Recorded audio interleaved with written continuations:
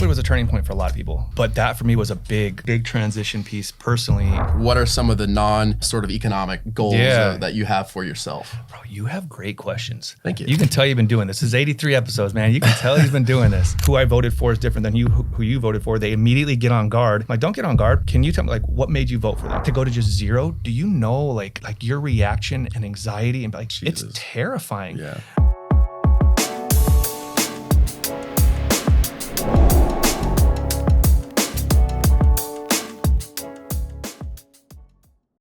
All right, episode 83, Stay Classy podcast. Here we go. We got Pete on the show. Pete, don't want to introduce yourself? Tell us a little about who you are.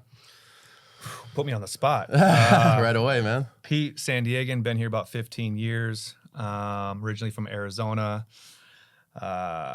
Shoot, I don't know. I feel like we're going to get into most of the details on We will. But yeah. But you own 2 businesses right now, right? Or more? Yeah. How many businesses you own? So right now, my main business is Dropkick, the coffee Dropkick cold Brew, brew company. Okay. But we also have a bar in Point Loma called Good Point Bar. Loma. So it's a bar and grill.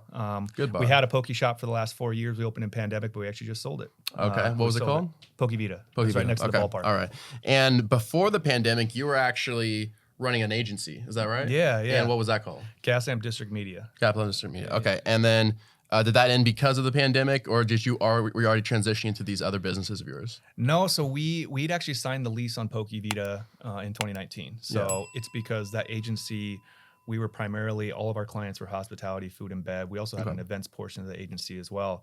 So it was long enough working with companies like that. They're like, hey, we should open a brick and mortar, a venue of our own. We'd learned so much paid practice by working with these clients.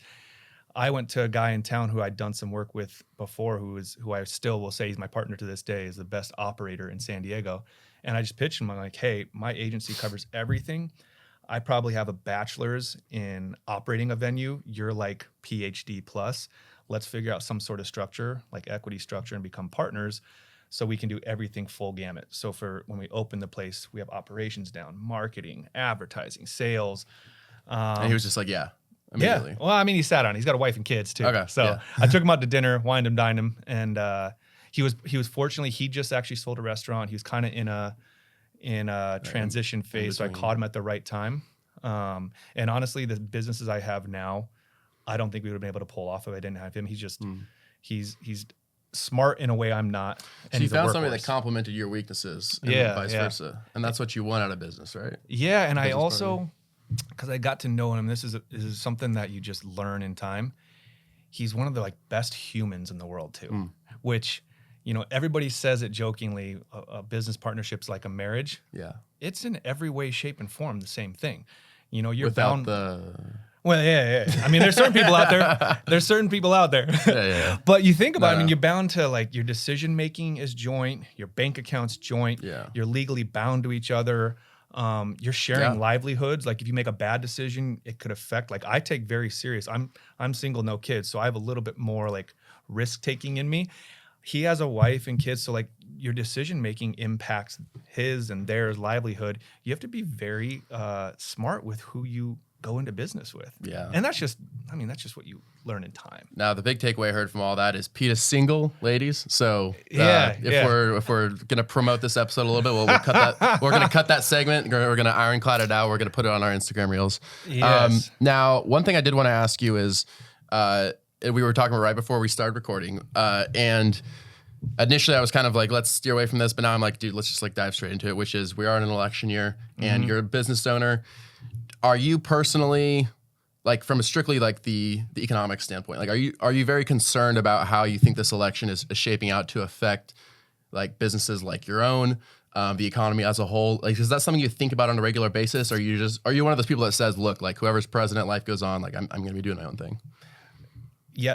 Yes and no. Well, to the very end, I'm going to do whatever either way. And I think people that get too hung up personally or professionally on who the president is dictates like, no, I'm still going to wake up and I'm going to do the same shit I was going to do either way.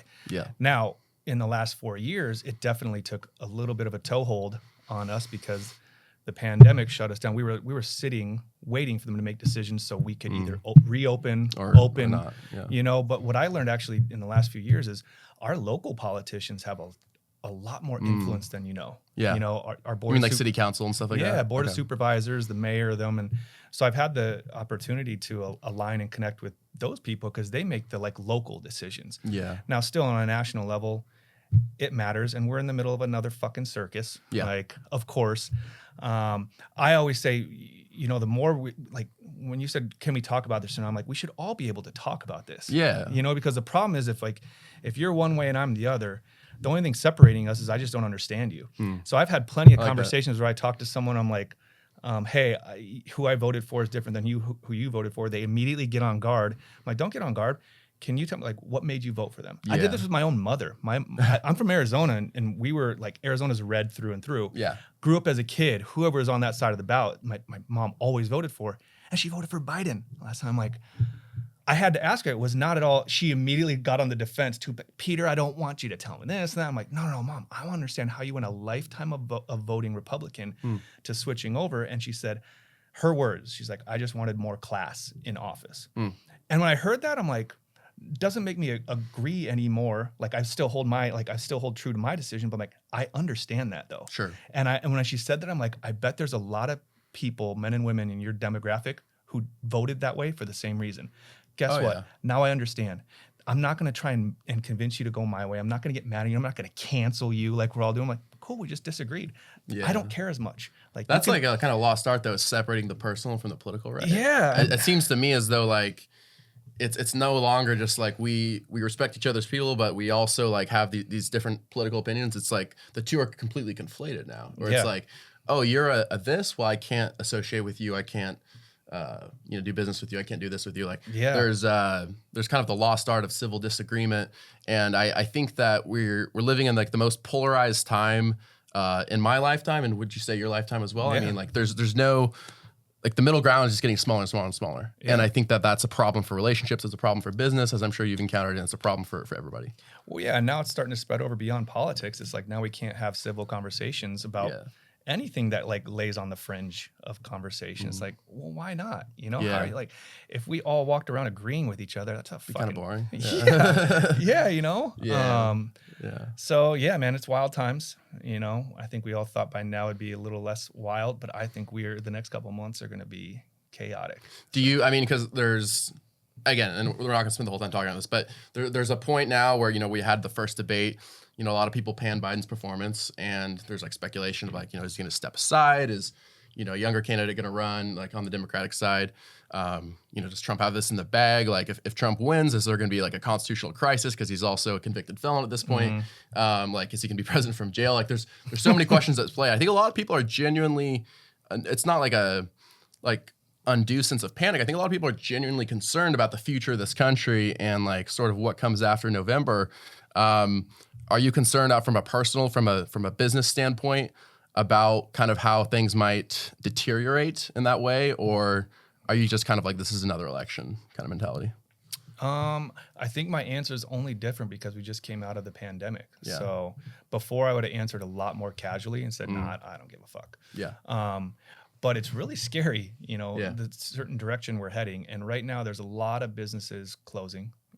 There's a lot of businesses, especially in hospitality and F&B. It's just, you know, they got a lot of what we call the funny money from the government, and like we printed money, handed it out, and we all said, like, hey, that's only going to get you so far. And now they're feeling the end of that funny money, and consumer behavior's changed, and like people are like, the ebbs and flows are just unpredictable. And I don't know either way, you know, what to expect after November, because I also know like the chaos we can create just as a result. Like say if Trump gets elected, how crazy is the other side going to go and what are they going to do? Yeah. And vice versa.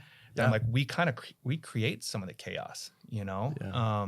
So I could speculate, but then I'm just going to be another voice out there. Sure. It's only a speculation. Honestly, I just put my head down and I'm buried in it either way, you know? They're going to carry on. Yeah. And I fortunately feel like we're in a lane business-wise that nothing's pandemic proof, nothing's recession proof. We do get influenced a little bit by consumer behavior, but we've really built a lane that I feel confident whichever way it goes. Yeah, I really do. Love that. So yeah, we'll feel some sort of impacts here and there, but it's the most confident I've been. Versus if this was 2019, the type of business I had clearly it was impacted immediately. It wasn't like, oh, we went down 50%. No, we went down to zero. And I know like one of my best friends owns a chain of gyms here, to zero. Like, does anybody know what that feels like when you're carrying the amount of overhead and labor and cogs to go to just zero? Do you know like your reaction and anxiety, and like it's terrifying. Yeah. So during these years, I never criticized anyone for how they moved and shaked and maneuvers. Like, you have your, like, at this point we're all in survival. You have yourself to look out for and your people. Like I was worried about my people, my employees and all that. So now I feel a little bit different with the business that we're in. Did you subscribe yet? If you like our content, it's the easiest way to support the pod. Hit the subscribe button on the bottom right and keep it classy. Now, one thing I'm sorry. Go ahead.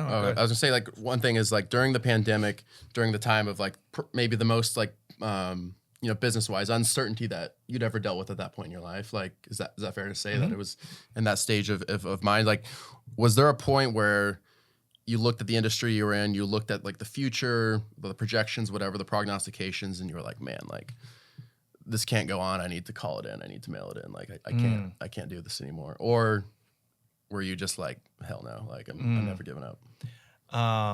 Man, really good question. Yeah. Yes. And I've only said this like once out loud. It's the first time I started my first business in 2011. The pandemic was the first time that I actually like repeatedly said, I just want to quit. Like, I want to quit. And that's a scary, like, for me too. I'm like, my job is to make sure we break through any wall that's in the way. As a business owner, that's what I feel my obligation is. I have the answers, I have the strategy, people's like future and livelihood depend on me. I didn't have those answers. Every day it felt like we were just drowning deeper and deeper. And this isn't like the distant past. Like, No, this is actually like not those thoughts just in your head about quitting. I'd never dealt with or had surfaced before. So to answer your question, yeah, I think it wasn't necessarily industry specific. It was just owning a business and operating a business. And we're not free and clear yet, like, really, or if we ever will be. Yeah. It is like, it couldn't have been more challenging. And I couldn't believe that I was actually like having thoughts of quitting. Now, But you didn't. but I didn't. Yeah. No. And I don't know. What kept you from? I think a lot had to do with my immediate partners. I felt obligated to them. I felt like at that point, also the businesses we got into were entirely I led the charge. I found and we acquired Dropkick on my, on my watch. I opened the Poke Vita shop. It was as a result coming back from a summer trip to Big Bear, and I had Poke. I'm like, we got to do this. Yeah. All these businesses were like my doing, and I had the team and partners and employees to lead that I felt obligated. I couldn't leave. Yeah.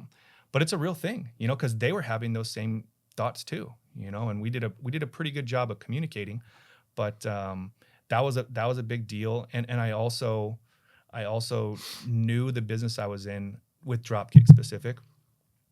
This is like an accumulation of all my years running businesses, and even when I was an actual employee, this was the business I was meant to do. I say it now as like I dated all those companies before, and now I'm married to Dropkick. So it's also very much a long-term business as far as like where we want to go and eventually take it. So I had to take a couple steps back. I've become very good at being patient and understand you're on the right path. Yeah. I love the romance analogies, by the way, like the dating and the marriage. Yeah. But you just made me think of something that we were talking about with Jarvis and with our last guest, Scarlett. This like concept of not really leaving any room for retreat to yourself. Like, when you get so far into a business idea, into not just the idea, but into actually having the business, running the business, and with your partners, you have these obligations to them, to the point where it's like there is no going back, there is no retreat. That kind of sounds like that's sort of where you're at. Like, I'm thinking, if I can tell a quick story without boring Rob, like the so I own a sailboat. So me and my business partner, we go sailing together sometimes. And there was one trip we did. We went out to the Coronado Islands. This was about a year ago now, and we're sailing out there. The seas are pretty calm, and then we come the way back, and it starts to pick up. It's like we're bouncing from one side of the wave to the other. Like, the wakes are getting bigger and bigger. The winds are getting faster and faster. Like, we're taking shifts. we're both really nervous. We didn't talk a single time 5 hours home. We didn't talk. We were both so nervous at that point.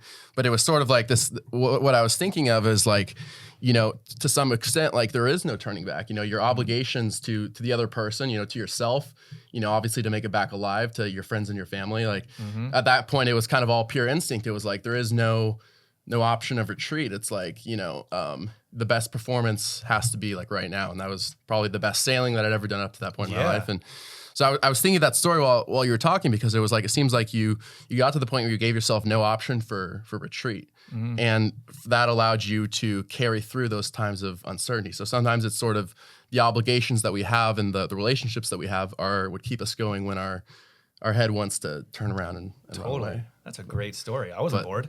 That's a great story. And I'm sure you shared the like very friendly version. I'm sure it was fucking crazy. Oh, yeah. No, we were shitting bricks, man. Yeah, we were out there. It's like, I don't know if I can remember what it's like to be 25 and like almost die every single weekend. Like, geez, Steve. Yeah. Take a break, bud. Hey, this last weekend I took a break. But we're gonna say, Rob? Go ahead. No. I was just, wow, man. That's amazing, and I had no idea. I see this guy every week, and it's every week I don't know what kind of crazy story that he's gonna tell. Whether it's like, some guy started a fight with me because I was dressed up like Santa, and I got into a bar fight with a guy, or I almost, you know, put my sailboat up on the reef or something. During the storm of the century. It's something different every day. Hey, sailing stories, I got more of those. Well, I'm still waiting for the episode on the boat.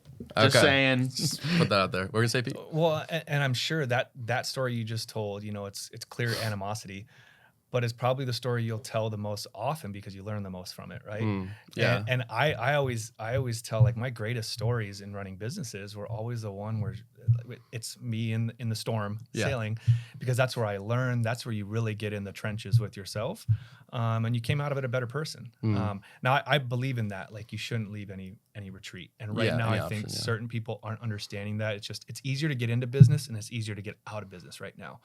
I've never had that. I feel really grateful for the time, like year and time that I got into business, because there was a lot more constraints to get in. You know, right now you could start a business tomorrow and be up and running, right? But on the same side, you can also walk away and not have issues. I've always had that no retreat mentality, but it's funny. I was at a conference just before pandemic, and I heard this keynote speaker, this woman, talking about surrendering, and you made me think of it because she. You know, before that, I thought there was either you go or you quit, and I can't be a quitter. But she really put into perspective surrendering, whether it's surrendering a relationship, surrendering a decision, surrendering. And now, like, I'm such a believer in that. It's like, I'm not quitting. I'm surrendering. I'm putting you right here for now. You know, because that's just what is needed right now. And I've become really good at that. So there's like a difference between like surrendering and quitting? Is that kind of the idea? I think the best gift you can give someone sometimes is time. Give them time. Whether it's a person, whether it's a business, whether it's an employee, whatever, I'm giving you time. I'm surrendering this right now.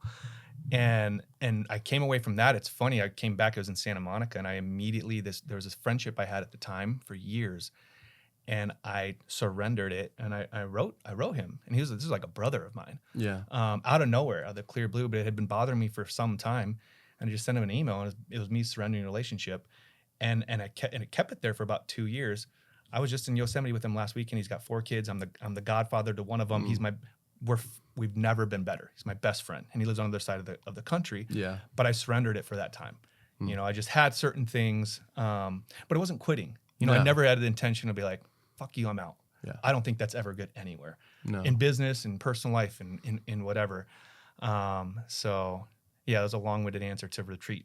No, I love it. I mean, I feel like with relationships, right, there's times where we do take steps back. Doesn't mean we're not friends anymore, but it's just like, you know, maybe it's a season of grind, right, where it's like, hey, you know, I'm not going to hang out with my bar friends every Thursday. It's like, you know, no, I'm going to be, you know, up late working. Like, you have a focus and a time of focus, and you just sort of put some distance between yourselves and certain people. But I don't think it's necessarily means you're giving up on someone, or that you can't associate with them anymore. Yeah. But I wanted to talk a little bit about like Dropkick Brew. So like, can you kind of give us like the sort of the brief like history of like, so you already talked about sort of the beginning stages, but sort of the early stages of the challenge, the adversity, but then kind of how you pushed through that to get to where you are right now, which is, well established, successful, looking at expansion? Like, what was sort of the catalyst to going from that early stage of struggle and uncertainty to where you are now? Sure.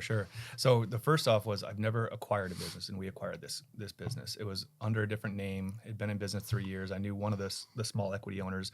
The original owner was a retired ball player for the Padres. So the challenges with that is just kind of learning and unlearning some of the things they were doing. We also bought it in May of 2020. So we're 2 months into, that was when everything was still very much like, don't touch each other, stay 6 feet, 10 feet, whatever. So it was chaos there. The blessing behind the timing was most everything was shut down, so we could really focus inward on the company, vetting everything. We had to do a ton of due diligence on it. But he had plenty of money. He bought an estate out in Texas, so he was gone too. So I didn't have the guy who was running it there either. Yeah. And we kind of had a handshake until we finalized the deal, because we didn't know if we wanted to buy the corporation or purchase the assets or what we wanted to do. So, but I knew at the time, like, we can't have this company stay furloughed or down, because we'll lose distribution, we'll lose customer base, all that. So we brought the employees back, and all of a sudden they come in and they're like, who the fuck are these guys running this company now? Yeah, and we literally have been like, hi. I told them, we came in like, hey, think of me as I'm working for you, because I very much was. I need to learn how you guys are doing everything. But all the while, we definitely knew we were going to rebrand. We knew we were going to do a lot of things different. We spent a lot of time digging on it, and now we spent very easily the first 12 to 18 months just vetting everything, making sure. I mean, we're putting out a consumable good that people are drinking. There's a lot of, you have to know what you're doing. Which now, bringing in the partner I was talking about, this is his strong suit as far as just every last detail. But we're manufacturing. So there's a lot of companies right now that are co-packing. We do everything in-house. Sorry, I got a bug. No, you're going. Yeah, so a lot of companies right now are outsourcing the production of their products. So we You mean in your industry, or? Beverage companies right now, most all of them use co-packers. So they use a company to do everything front to back. They get the received product, and they pretty much act as like marketing agencies. They market it, sell it. Their co-packer ships it out, works with distributors, all that. We do everything. So we import the green coffee from all over the world to our facility in City Heights, same place it imports to. We have a commercial roasting machine where we roast it. We brew it in there. We can it. We have a canning line.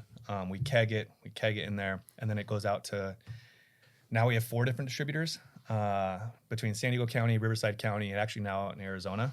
Okay. And I only bring that up recent? because it's when you're in it's coffee and cold brew. Yeah. I'm like, it's a sexy product and it's a fun product, but the business, I'm like, we're in manufacturing. We are. Yeah. Like, there's a ton that goes into producing any product, especially something people are eating or drinking. So it was a ton. The first 2 years, it was relentless work just to keep our head above water. And I just got done saying this to our partners. Now it's like we're above water. We're going. We've opened like some really big doors. Now that it's still relentless work, but now it's like all on. Now it's the winning season. Yeah. Now we're gaining ground. We Yeah. were just trying to hold the ground before. Enjoying this episode? Subscribe for more content on finding your own path to success. Every subscriber makes a huge difference to the pod, and we're grateful for everyone. And don't forget to throw us a classy like and comment too, to let YouTube know that you're a fan of our stuff. Now back to your regularly scheduled podcasting.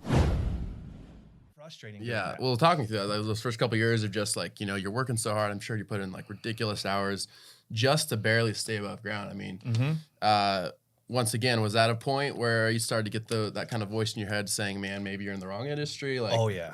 And I know you have like the relationships with your partners and stuff, but what about you was it that kept your focus on that vision of, hey, like we're going to get beyond this. We're going to get to those sort of that winning season of, where we're not just fighting every day to keep our head above water, but to where you are now. Like what were some of the things that you told yourself, or some of the practices that you had that like kept you going through those early years? Yeah, dude, this is going to sound so cheesy, but I'm such a believer in it, is I believe in the company. Yeah. And I actually spoke about this at Jarvis's event. I said, I feel like as a leader, it's our responsibility to believe it before you see it. And everybody else, most all people, especially employees, they have to see it, right? They have to see things before they actually believe it. Most of them see it through a paycheck. Most of them see it through a promotion. Like a true business owner and leadership position, like you have to believe that shit before it's actually in front of you. Like I believe we were going to be the biggest cold brew in San Diego. I believe we were going to launch with Cisco distribution. I believe we were going to, like, all those things before it actually happened, So if it didn't hold true to that, then I don't know that yeah. Then I mean, did the people in your life like kind of share that vision with you, or was it something where you really single-mindedly had to believe to an extent that even no one else around you like could see it? with Dropkick specific, I know they did, but I was the lion's share as far because we had other businesses operating too. So it was my that was my commitment to my partners. Is like, hey, I'm going all in on this. You know, meaning running the day-to-day of our bar and poke shop and all that. Like I'm all in on this because this business for us is like it's our short-term and long-term plan. This is what we all want to exit out of this crazy entrepreneur life doing. It's also got the highest ceiling. I'm also just like my background and experience, probably the best fit for it. But it was and probably still is very like on me as far as like the belief, the vision, all that, which, you know, learning now after running businesses a long time, I think I like that being in that role. I can't remember the days where it was like someone else was telling me the vision and I followed it, you know? So. Excuse me. Where would you say was the point where you really hit your own stride personally as an entrepreneur? Now, you know, you worked with the agency before the pandemic, right? And then you started Dropkick Brew, you started Good Bar SD. But what was the point where you feel like you really nailed down personally, like your best habits, your best like innovation, your best like work, your best space as an entrepreneur, to where you felt like you really hit your stride, whether it was like sort of you figured out a daily routine or like just like a strategy? Like what was the point in life where you really started to say, hey, like I really know how to maximize the most out of me? Like, like when did you kind of reach that point? Like, are you talking more personally? Yeah, like as far as like being productive, like just in terms of like, you know, for some people it happens when they're 25, some people it happens when they're 30, but they like reach a point where they just really start to make life their bitch. Like some people it's like, you know, getting up at 4 a.m. and working out and then, you know, working until sundown, and other people, they stay up all night and they work all night, and everyone has their different creative space and like when they're most productive, when they're most creative. But it takes us different points in life to figure out how do I draw the most out of me? Sure. And where do you feel like you figure that out? Like what point? Yeah, man, I hate to keep using COVID was a turning point for a lot of people. But that for me was a big transition piece personally, as much as it was professionally, because I had to learn what my identity was. And that is on both sides of the court.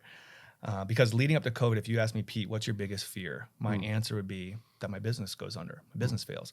Well, introduce pandemic, the business gets flatlined for everybody.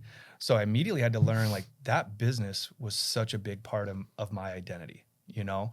And it's not bad that your business should in some way, shape, or form be part of your identity, but it can't be everything. Yeah. And I realized I'd done that, and it probably was there was some collateral damage along the way that affected my personal life that I wouldn't have realized till further down the road. You know, you make certain decisions, you're in grind, then all of a sudden you look at like how things are shaping up in your personal life. You're like, well, Pete, you decided to do all this crazy shit over here. You didn't tend to home. You know, you didn't tend to those things that matter, because of course there's always things that matter to me. Like I thrive off of running a business, but I also realize then like there's a lot of the things though that make me happy and thrive.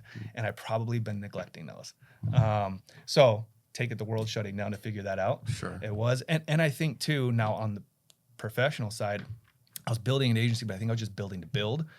I didn't really know long-term what the plan was with that. Okay. Do we want to sell it? Do we want to get acquired? It was just building to build, and we built a great business. It was profitable, doing great money. Like the growth was great, but I realized, well, where's it growing into? Now I know where we're growing into. So I think it was just, I always say in our workplace, like sometimes you gotta slow down to speed up. Now I'm a big believer in that. Now we're speeding the fuck up. Yeah. So. No. I wanted to also ask you, like, as far as you kind of touched briefly about like, you know, advancing the business to the point where, you know, you can exit out of that entrepreneurial life and, you know, carry on in whatever way you want to. But beyond that, beyond just the pure economics of, you know, I want to build this business to the point where, you know, I'm independent of, you know, financial considerations of, you know, I can live my own life the way I want to. What are some of your goals? What's some of your vision for, you know, I don't know, the next 5-10 years, like the next decades of your life, like for beyond just business? Like what are like some of the long-term goals, whether it's like, you know, impact on the community, whether it's a personal goal of yours, like what are some of the sort of economic goals Yeah. that you have for yourself? Bro, you have great questions. Thank you. You can tell you've been doing this. This is 83 episodes, man. You can tell he's been doing this. It's a refining art. Yeah, well, 5-10 years goal is I'd like to be married. I'd like to have kids. I didn't always say that. I want to give my mom a grandkid. I think it's also part of the season of my friends now all have kids. Yeah. So now that's where it wasn't as much in front of me. Now I'm like, I'm uncle to all these kids. Yeah. And my own sister has kids. That it wasn't a priority, but now it is a priority. And I think in the same vein, as if I exited out tomorrow, I would do something along the lines like, before I ever got into business, I was a high school basketball coach. I was a big brother in the Big Brothers Big Sisters nonprofit. I think that's the lane I would go back to. Now, if I can satisfy that with having kids of my own, whatnot, then that I think I'd be happy. But You're gonna kind of be Philip Rivers, create your own football team yeah, with your kids, yeah, that kind of thing. yeah. Because I He has 11 kids now, by the way. I know, Isn't it's that crazy, man. But I Ridiculous. feel the need to, you want to pass down certain Legacy, things. yeah. And you get a point where like, are you building this big mountain just to stand on by yourself? Yeah. Like, no, you want to bring Build it people with up people. there. Yeah, and you want them to trip too. Like, trip, I got you. We'll take Yeah. you up there. So I think there's a need now to pass down what I've learned, and where's the best place to do that, obviously. Sure. And again, I love working like but coaching, other shit. I think right now more than ever, it's funny. I talk a lot about my opinion with the Gen Z or our children population, and I have no kids, but I do have a concern. Sure. I think as far as like who their role models are, what they're consuming, how they're just growing as human beings. If I had an infinite amount of time, I would spend it with them. Yeah. So. Do you think that, and I'm not going to force you to like generalize about everybody ever, but like for right now, for the space we're in, we live in San Diego, pretty decent area, pretty decent time. But like, do you think that right now, in your experience in the spaces that you're in, it's harder than before to find and raise a quality family in sort of the environment that we live in, like, and I'm speaking of us, like specifically, like, in terms of, a relatively affluent community like San Diego with, lots of successful, attractive people with sort of the dating pool as it is, like the way people are now, the way we engage through the internet. Do you think that it is uniquely difficult to find and raise a family under these circumstances, or do you think it's on the contrary, like easier than ever? Like what's kind of what kind of camp do you fall into there? Well, if we're talking San Diego specific, it's much more challenging. But there's also a positive side to that. A lot of the reasons you moved here are those challenges. It's beautiful weather, always something going on, out and about, very social, very beautiful people. So it's kind of like pick your poison, you know which one. But it is, and it's also, I love that you use the term seasons, like the seasons of life, because when I moved here, that was it. Like we moved here, moved to PB. Like I love that. I didn't think about any of the stuff I just talked about now. So now that's what's on my radar. So I look, I'm like, damn, I have to change some things. You have to change who you hang out with, like maybe where you live. Like here versus downtown is a much different type of culture as far as like family values. But I also think we're in general, so outside of San Diego, the whole world, we're living in an attention culture. And right now, it's virtually impossible. If you are living in an attention culture, how can you give your attention to one person and be faithful and not like, like that's everybody talks about the challenges that brings. Oh, it's so hard to date right now. It's so hard to be single. Bullshit. It's hard to be in a serious relationship or married. Do you know how many married couples or couples who just started dating or might be years down the road? They're having all the same challenges. It's all the same root reason, because we're in an attention culture. If you can drop that, which there's ways to, or you just never do. But I don't see a lot of success happening with people who are still feeding that, as far as having like a healthy family, a healthy marriage. It's hard, man. It's interesting. Like, so this is 30, 40 years ago now, but I'm the youngest of 6 kids, and my dad was 50 when he had me, so now he's 75. And one thing that he told me was when he moved away from San Diego, this was about 30, 40 years ago when he met my mom, is like, I was like, why'd you ever leave San Diego? Like I moved down here. I'm like, dude, this place is the shit. Like I love it here. Like there's the beach, you have the mountains, you have the city, like it's all there, you know, like everything that you would, you know, I guess materially want out of life is kind of here. And I was like, why would you ever leave San Diego? He's like, man, dude, it's hard to raise a family here. And that's all he said. And I was thinking about that. And like, after like a few years of like living here myself, like I kind of see it. And now the dynamic is amplified by the fact that we live in, you know, this sort of bling bling social media age. It's only amplified the dynamics of, you know, San Diego is a place where, yes, it's a lot of rich, successful, attractive people, but it's also like a constant like competition. It's a constant like sort of rat race of, well, I have this, what do you bring to the table? Like back and forth, like, and that's kind of exhausting. And I'm sure as somebody who's lived here for a number of years yourself, you've kind of felt and seen that. Like, do you see this as a uniquely difficult place to find a relationship that's you know that's committed and find a place to have a family? Like, do you kind of see that bearing out, or like? Yeah. And your dad probably had a plenty of reasons why that it was hard to raise a family. But yeah, man, I have a friend right now engaged, and he's going through this same problem because he's very much ready for the picket fence and the kids and all that. And he actually just on a whim moves him and his girl to Nashville, leaving here. But my advice to him was, you know, I think you just need to change some of your surroundings. If you're living in a high rise in Little Italy and like kind of in that scene, like give yourself a small dose before you take the full amount. And now he's having challenges out there. But yeah, it's not like you're gonna move and everything's gonna go away. It's like those challenges will still remain, but it's just like different environments. I feel like bring out. Well, and San Diego, even if your ultimate goal right now isn't to have a family, San Diego is a challenging place in general to live. I'm sure you've had friends. I've definitely had friends who have moved here. They can't shake that vacation mentality because there's always something to do. It's always beautiful. So I think 365. Yeah, if you ask them, they'll be like, "Oh my God, they're always like just getting by on their bills." And like, well, it's because you keep feeding this fucking San Diego. Like it'll take you wherever you want, and then they end up having a bad take or experience feedback on San Diego. They move away.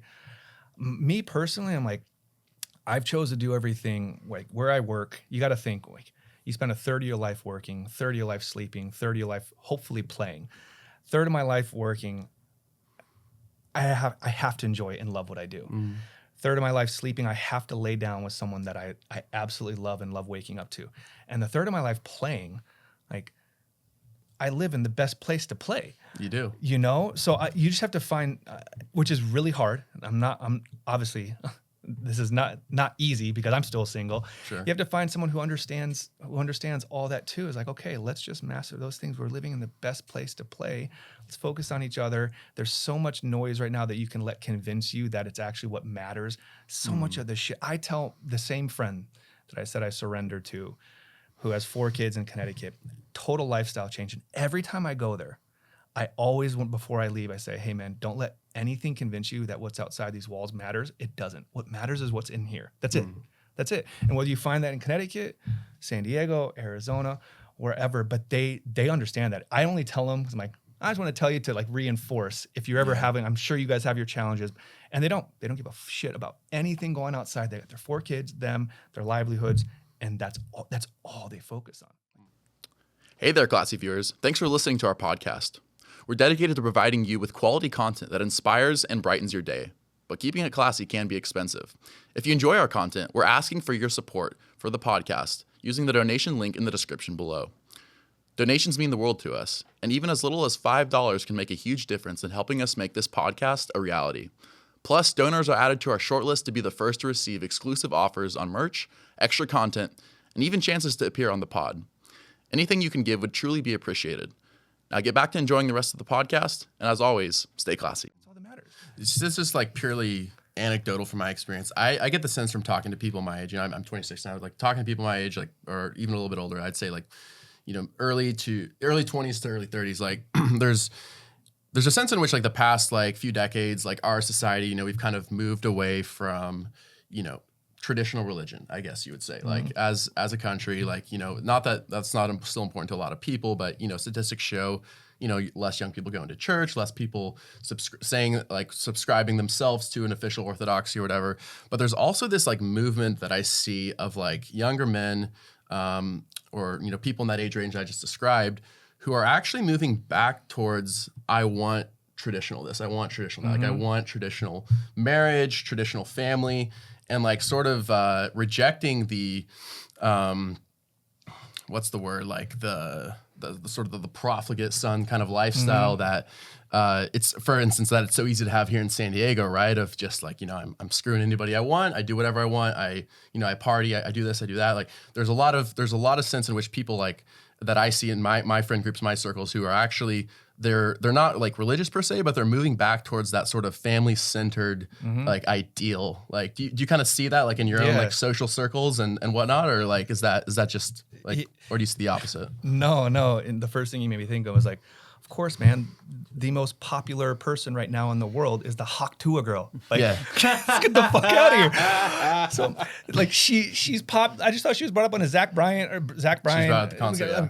She is the most popular. So this is what we're idolizing. That is so far from traditional anything, right? But I feel like if you like read the comments under any post that she's on, it's a lot of it is like negativity because a lot of people are rejecting totally that like that lifestyle. And I think that, so point was, you're right. It's like when you hear people say I got insanely rich, but I was so unhappy. Yeah. You know, I think there's a lot of people, they're growing up, and that's why I said talking about like kids and our youth, they're growing up watching that. That's what's popular. That's what people are liking. That's what we're enabling. So then they try and like chase that carrot. They get the carrot and they're like, this is fucking terrible, right? No, now what matters, you know, is what you're saying. Those things that keep you grounded. Those are what matters. It's just, it's not super sexy or cool. There's never going to be anything that goes viral about being traditionally religious. There's never going to be anything viral about being an amazing mother. We're just not going to do that. But that is what matters. Yeah. Right? So I mean, isn't that part of just growing up, though? I mean, isn't that just that people are getting older? I don't know if that's generation specific or anything, but you just get to a certain point in your life, and you know you want different things, right? Yeah. I mean, I think that's a big part of it. Man. I don't think it's just religion though. I think it's entirely possible and to want that sort of traditional lifestyle and not be religious. Like I think that even as someone is like growing up and kind of reaching that point, like I think there's a big movement that I see in sort of like, again, people my age, like men my age, who are even from the early 20s now, like actually really rejecting the sort of that profligate lifestyle that is described and like really pushing towards like, hey, like actually it's not cool to have a high body count. Like it's actually cool to have a family, to have kids. Like these are like the sort of the man values or the values for men are like sort of evolving in a way that's not even strictly tied to religion is like kind of the point I was trying to make. I certainly hope so. That's great to hear. Yeah. But another thing I wanted to ask you is, do you see like for like yourself, like personally going forward, like what about like the sort of the boundary between or the balance between, hey, you know, I live in San Diego. I live in this incredible place where, you know, you want to make the most out of life and you're also building a business. Like, how does the work-play balance in your life, like, sort of carry out? Like, in terms of everybody has, you know, sort of rules and boundaries for themselves. Like, hey, you know, I'm going to have a season of grind. You know, I'm going to have a season of play. What does it look like for you? Like, how do you make the most out of life here while also building sort of a vision that lasts, like, you know, beyond the short term? Like, what does that look like? Yeah, man, it's really interesting because when I said I was like had an identity, not a crisis, but like I really learned my identity in the last few years, it also created a little bit of resentment in me, meaning a resentment towards overworking and overgrinding, because I was very much for years. You know, one of my last relationships, lived together, very serious. I was the ultra grinder, but I was all like, you know, so I definitely wasn't being a good partner. I wasn't fulfilling those things. And now I think I've had to really reshape, because I don't think it's healthy to resent working hard, but I'm going to use it again because you said it. Like, I've accepted seasons, those seasons of time, and there are definitely seasons where I have to put my head down, and work. And you kind of know too, like when it's time. Yeah, and I think there's a lot of people who they're building a business that they just absolutely like. They're building it for money, which is important. I've had enough time now that I actually like really like the business, the product, what I'm doing, which it could take you, like for me, 11, 12 years. It could take you a year. It could be your first business. So I kind of feel like I'm playing a little bit in some of the work I'm doing. I do. That's how much you love it. Yeah. And I also, I always say, like, physically speaking and in business, I always like, I always keep an athlete's mindset. And when I show up with work, I feel very competitive. It's like it channels the inner athlete in me. Towards yourself or towards others? No, towards I want to grow this motherfucker. Like, you know, I want to get that account. Like I told you, I was out at the Marine base last week. I'm like, we're getting this. We're going to be on the Marine base. Yeah. You know, I was with one of the reps out there and whatnot. So I feel like I feel like I'm playing a sport every day. That's you know, awesome. and I've always been an athlete. Now I don't want that to be where it makes me completely a shell of a human outside of work. Sure. But I don't know if there'll ever be a crystal clear answer between the balance. I know I get better every year. Yeah. With refining that. Yeah, and I've definitely left some, you know, I've left some wounded warriors behind me, meaning like, you know, it may have cost me a relationship, may have caused me certain other things, but now more than ever, I feel like I'm getting closer and closer to what's probably healthy. Yeah. You know, I don't know if it'll ever be like perfect, but I think right now it's healthy. I think every like great entrepreneur story has some of those wounded soldiers along the way. And by the way, this isn't like an endorsement of like, you know, sacrifice all your relationships at the altar of like business and money. That's not what I'm saying at all. But just like every like great entrepreneurial story, if you look at, you know, Steve Jobs or Elon Musk, whatever. And some people are like, oh, like why you use those examples? Those guys were shit people. But if you actually look at the stories of how they became two of the most successful entrepreneurs in the world, it was like, yeah, there were sacrifices that had to be made along the way.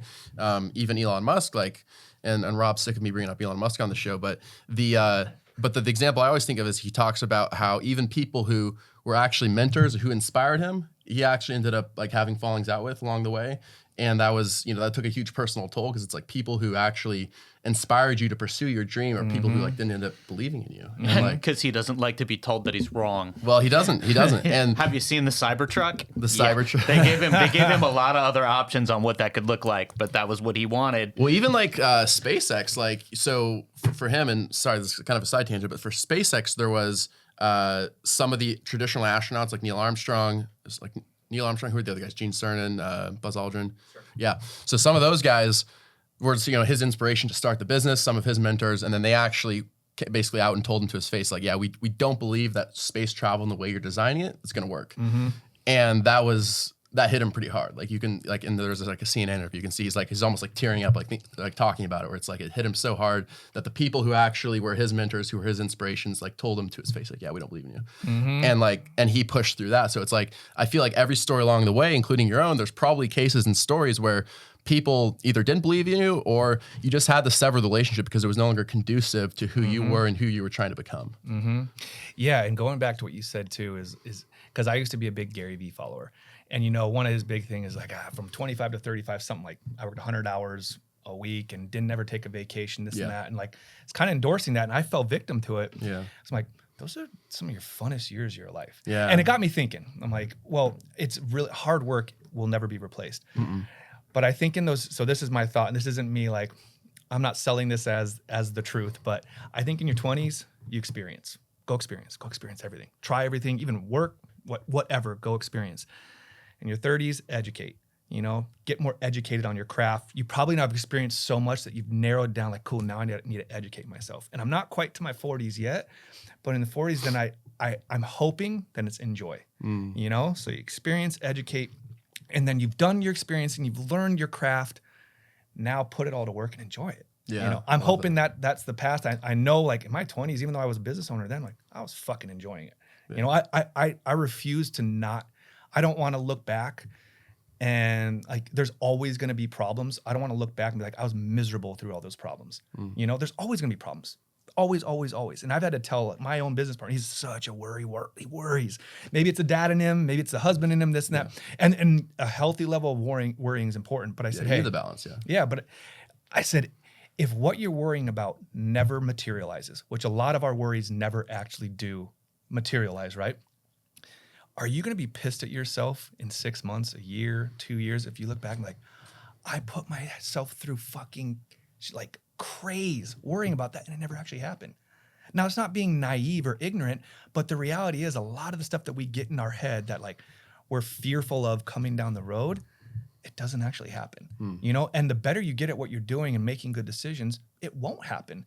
But our minds can play crazy fucking games with us, you know? So I'm trying to do as best possible. Like I got a strategy for what's ahead. I'm cool with what's behind me. Now I'm going to enjoy right now because I don't want to be 6 months down like, you wasted the whole summer, a beautiful summer in San Diego, just fucking worrying about fill in the blank. There's always going to be that blank to fill, right? Always. It took me a long time, man. I would wreck myself worrying about potential threats or this. Like it's a business owner's natural, like that's your natural wiring to do that. But I had to go back and like, dude, that's not a healthy way to live life, you know? And speaking of which, in our final bit here, I just want to talk a little bit about like once you developed Dropkick Brew to the point where you started to see the vision, started to see the success, like what was it in you that was like, hey, like I'm not going to stop here. I'm actually going to start this whole other business, which has turned into Good Bar SD. Like, what was it about you that you were like, hey, like I can actually have the mental space, like the time, like I can actually start this other business that's also, I'm sure, was a passion of yours, but like to where you said, I'm not going to limit myself with one, I'm going to go for two. Like, what was that process like? Yeah. So chronologically, Good Bar was actually prior. It was a business that my partner Kenny had owned, and we basically took the equity or bought out the equity from his partners After the pandemic? Yeah. But it was open since 2017. But our understanding was like, hey, with his skill set, that's what like he's still to this day, he manages most of day to day and all that. And actually, you know, and because we're learning a lot better decision making and just kind of looking long term, we're actually selling it right now. Like we literally right now are selling it only because Dropkick is doing what we expected Dropkick to do. And now I, you know, earlier this year had to raise my hand in our partner meeting, like I need everybody now here. Like I can't have people over there and over there, because when we opened Poke Vita, we didn't have Dropkick, and the plan was it's a fast casual restaurant. It's like a Chipotle style, you know, any poke shop you go to. We opened it to duplicate it fast. Like we wanted to have dozens of them. But then we got Dropkick, you know, the path kind of changed. So with Good Bar, I kind of said the same thing to him, like, hey, every brick and mortar, whether a restaurant, bar, or whatnot, you typically hit a ceiling as far as revenue goes. So I asked him, like, what do you want to do when we hit that ceiling? We're right there. Do we want to open another one? Because I don't want to open another bar. I can't. Like, I don't have the time and all that, and bar and the chaos. Would you rather run another bar again, you think, or no? No, not with where I'm at now. So I asked him the same thing. I said, in 5 years, you want to have 3 good bars? I'm like, I don't really, because I've also, you know, kind of filled a lane with Dropkick. I'm like, I can create that revenue with Dropkick just within Dropkick at the rate we're going. So what do you want to do? And the answer was like unanimous amongst the partners. Like, yeah, it's best. We immediately decided that with Poke Vita because we were coming up to re-signing our lease. So we had to make a decision. Yeah. I'm like, cool, this is my decision, guys, but I also support if we want to keep that path, by all means. And now it's the same thing with Good Bar. And it's really fucking liberating because juggling multiple businesses is so hard, man. Yeah, I mean, you have to have a core team for sure, but like, I didn't realize how much toggling of the brain it does when you're just going mentally, from one to the, because you walk in, they don't know you're coming from Dropkick, and now you're over at Good Bar and you have a bar staff, a kitchen staff, and then like it's chaos. And we kind of were living on separate islands as partners. Now we're in one island. Feels a lot better. Fucking flags up, and we're going. So was it a purely economical decision to sell, or were there other factors too? It was, I mean, heavily on economics for sure, and just the business model, like a brick and mortar bar and a coffee cold brew distributorship, completely different business models. I think it really intensified the decision when we started growing outside of the county, outside of San Diego. And we started getting to LA, into Riverside, Palm Springs, Arizona. That's when it came like, okay, now I'm finding myself outside of here. And it was giving me anxiety not knowing like, is the home held down, you know? And he's definitely, I mean, there's 4 partners in total. I brought one over a year ago, and he's been there every day, but it's just growing so much that I was just starting to get, my nerves were not with me when I was away. Like I'd be in Arizona for 2 or 3 days, and I just, the problems don't stop and the business doesn't stop here. So it was economics, but it was also just business model wise. It was a unanimous decision. Sure. So in the course of running, like, coming out before pre-pandemic, running the business, and then running the 2 businesses post-pandemic, and then now you're, you know, consolidating. We have people come on here and they all have like kind of a different takeaway of like something practical, like the most important lesson that you can give to someone in the early entrepreneurship stages. For some people, they've said, honestly, the most important thing is just learning how to raise capital. Other people have said finding the right mentor, partner. Other people, it's just like, you know, all about the self-determination, sort of self-motivation. If you had to like give people a takeaway, maybe somebody's listening that's like, hey, you know, I'm kind of in those early stages where you were, where, you know, remember the sort of the head barely above water stage, like. For those people, what do you think is the biggest, or you can say a couple things like keys to success? Like, is it, you know, raising capital? Is it finding the right entrepreneur or the right mentor, right partner? Is it just about the self-determination? Is it something else? Like any kind of sort of practical takeaways? Yeah, man, I have an opinion on that. It's not popular. Is raising capital and mentorship is big right now. I'm not a believer in it. Like the first 10 years in business, I never had an outside investor, never had a mentor. Not saying it's a good thing, but I think there's a lot of people who are transactionally only they will only start a business if they find a mentor, raise capital. And I put it this way, I'm like, raising capital, what does that do? It makes you feel more secure. You got money in the bank, right? Having a mentor makes you feel secure. You have someone telling you what to do. What does that sound like? It sounds like a fucking job. A job, that's a boss. You got a paycheck coming in. So you just created a job, right? That's my 2 thoughts on, because those are very popular. I'm seeing people raising money and they're successful at raising money. They're not realizing the responsibility. Like, no, now it's, you have a heavy responsibility on your hands. And I think that's kind of gotten lost. And they're celebrating like they're in the end zone when they're really at like the 10-yard line. Like, no, you got to go down the field. So my answer now is much different. Is entrepreneurship's never been more popular, right? Like 10 years ago, 20 years ago, even like when I was growing up as a kid, you never met anybody who owned a business and they were like superheroes. Like, what the fuck, you own a business? Yeah. Now it's everywhere. So what happens with that is everybody wants to jump into that pool. So I more ask when anybody, because I get this asked often, I ask them questions like, what do you personally want? You know, like basically trying to drive at, why do you want to start a business? Do you want to start a business because that's what the world's telling you? That's what the noise is saying? Or do you want to start a business because you have some yearning passion to solve some certain problem or whatever the case? Because you have to be okay in accepting that it's going to change a lot of things about the way you're living your life. You know, if you're like my buddy, if you're engaged right now and you're really focused on, we're about to get married, we're going to have kids, it's going to have an impact on that. Are you okay with that? Like, you have to be okay with it if you're diving into, because the business, whether anybody wants to hear this, in a lot of rooms, it's got to come first. So when you start asking the questions, which is almost like them verbally describing their business plan, you'll get to the answer. And a lot of times it's kind of like a hollow answer, and that's why most people they're getting in, they're just getting out really quick. So, and I never want to say that owning a business, like, it completely takes over your personal life, but it does have an impact. And if you're not ready, like, I don't know if your dad's a business owner, but having 6 kids and a wife versus me, everybody, it's not a one size fits all. So I get really, I don't talk in the sink, I talk in the well when we're talking about business. Like, what is it with you? Because if he's sitting here and I'm sitting here, different age, different responsibility, more dependence, all that, we all have different reasons. So it's not like, get a mentor, you're good. Raise capital, you're good. You can still do all that, and it can have a drastic impact on your wife, your kids, your livelihood, your finances. You know, like, it's such I think we've just like really softened the responsibility, or softened the like liability in starting a business, because it's really popular right now. Yeah, but some serious shit. Like, yeah. A friend of mine's wanting to take out a brick and mortar. His wife wants to open a Pilates studio. I'm like, dude, you're signing your life over. If you're never been in business before, they're going to make you personally guarantee that, which means that business goes under. You know what they're coming after? Not just your wife. They're coming after you, your cash, any assets, your house, like, till the extent of the lease. That's some serious shit. Yeah. You know, that's some serious shit. And it's not to scare anyone. I just think right now it's a serious commitment, and like treat it like. Well, I mean, a commercial lease, I mean, that's like 5 years, right? I mean, for 3 to 5 years for the most part, it's not a 1-year commitment. Yeah, and if your business isn't working out, that's great. But the landlord's like, I don't give a fuck. Yeah, you still owe me $10,000 a month for the next 36 months. You sign that lease. Yeah, and you know what? We're gonna have a lien on your house. Yeah. Are you prepared for that? You all of a sudden have a different belief in your business, right?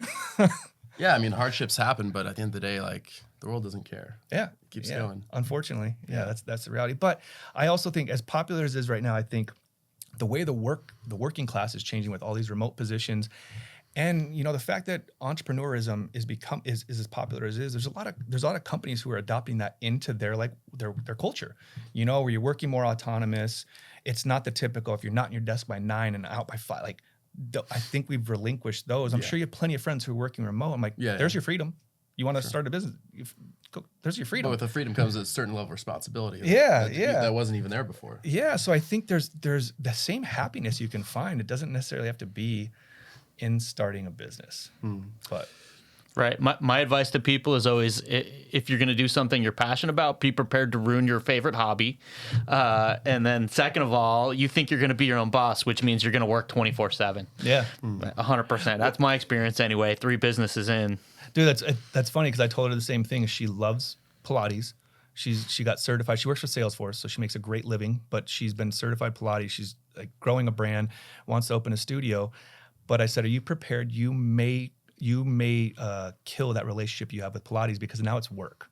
Now every time you come in the studio, you're like, are we covering rent?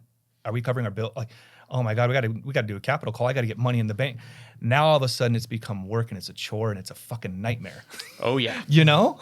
I know. I used to own a brewery, right? And that's like, what could be more fun than that, right? Because we're like, hey, let's do the alcohol, the retail part, and then have a manufacturing business too with distribution and everything else. And it was good for a while, but what a nightmare. And then that goes to my second advice that I give people is make sure that your LLCs and your operating agreements and stuff are bulletproof. Because it's just like any other relationship, there's a chance that it'll break down eventually. And if you don't have solid paperwork and your ownership and everything, you're in trouble. Yeah. What do you feel like is like, as we close, there's like sort of like the next stage we've talked about sort of the long-term vision, but practically for Dropkick Brew, like what do you think is like the next big target on the map for you guys? Is it like a certain level of expansion? Is it, I want to open like location here, or like, is there anything that's like up and coming for you guys that you're just super excited about? I got some shit I'm really excited about right now. Well, one, we just launched with Cisco. Cisco's massive. Like we've launched really strong. So right now I'm excited when I say like that overburn I'm in right now. It's because the traction we're getting with their sales team here, Riverside, we're looking at LA, Arizona. That's exciting for me. But we're also putting together a new product right now. I'm sure you've had an espresso martini, coffee cocktails. I think it just officially became like the number 1 or number 2 poured drink across the country. But coffee cocktails right now, because they have a cold brew fashion. Like old fashions now are having coffee poured in it. We have people who buy our horchata cold brew and they're putting tequila in it. So it's a craze right now. But the number 1 thing we've been asked for is, can you guys give us a concentrate? Because when you go to the bar, when you pour like a vodka soda, they do the vodka and the soda. Yeah. So right now we're in August. We're expecting we have a 750 ml bottle, which is your standard like liquor bottle, spirits bottle, spout friendly. That's a concentrate that's going to be built for like speed pouring or bartender pouring coffee cocktails. All right. Shelf stable, 12 months. Like it sounds silly, but there isn't I'd try it. There isn't a product that exists. And also the number 1 gripe with hotels, bars, casinos, restaurants that are carrying us is just like, I got to crack this can open. Some have it on draft. Then there's waste and the staff drinking it. Yeah. And they've been asking for it. And now we've cracked the code on how to do it. And it's silly to get excited about something like this, but I'm like fucking fired up on it. I am fired up on it. And when do you see that becoming a reality? Like August. We're gonna have it August. Okay. Yeah, it's the first time we actually went up to Fullerton because all of our product right now has to be refrigerated. It's perishable, 4 months. We've been kicking around for years making a shelf stable product because we're getting in conversations with like the Costco's and Bevmos and Total Wines, and a lot of them want something. When you're there, you buy a case or a 4-pack that sits on the shelf. Ours just doesn't. So we found this company in LA who we're happy with. They gave us samples and their process itself that we're going to launch a shelf stable product. But while we were there, they brought up the conversation. They kind of dangled it in front of us, and they immediately got my attention, probably more than the actual canned product. And started the conversations, and now we put in our first run with them, which is unique. That's why I said we manufacture all of our products. So we went up there. I'm like, guys, I love your pitch. I love your background, the company, but I got to come see it. And we went and saw their space in Fullerton. They've spent millions of dollars, and they're super buttoned up. So it should be no later than September, like mid-August. Okay, so. Awesome. And then in closing, just one more time, like website, Instagrams for Dropkick Brew. Just give it a quick shout out. Let people know where they can find the product. Yeah, it's all Dropkick Brew. So dropkickbrew.com, at Dropkick Brew on Instagram. That's where you can find pretty much everything, man. All right. Yeah. Pete Lemke, ladies and gentlemen, thank you so much for doing this. This is great. We'll have to make it around 2, and I'm excited to try some of those samples you brought. No, we got to get next time. You guys got to come down to the brewery. You got to come down and see how the sausage is cooked. Yeah, I'm down there. Filming a bit of an episode there or something, a little part 2. Yeah, let's do it. Yeah, dig it. All right, man. Thank you so much. Yeah, likewise. Yeah, that's a wrap. This has been another recorded episode of Stay Classy Podcast with your host, Steve Wire. Thanks so much for tuning in. And as always, you can find all of our content at our website at stayclassypod.com. And thanks to our production sponsor and partner, MaxLux Media. You can find them at maxluxmedia.com. Don't forget to like and subscribe to our channel on YouTube. Every subscription helps and goes a long way towards ensuring that we can continue to produce content for viewers like yourself. Thanks so much. Stay classy.